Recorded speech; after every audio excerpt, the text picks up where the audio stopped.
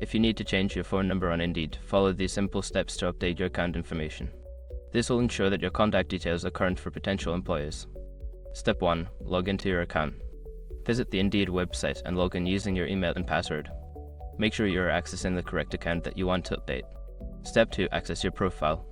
Once logged in, navigate to your profile by clicking on your name or profile picture, usually located in the upper right corner of the page. This will take you to your account settings. Step 3. Edit contact information. Look for the section labeled Contact Information or Profile Settings. Click on the option to edit this section, which will allow you to make changes to your phone number. Step 4. Update your phone number. Delete the old phone number and enter your new phone number in the designated field. Ensure that the number is accurate to avoid any issues with communication. Step 5. Save changes. After entering your new phone number, look for a Save or Update button at the bottom of the page.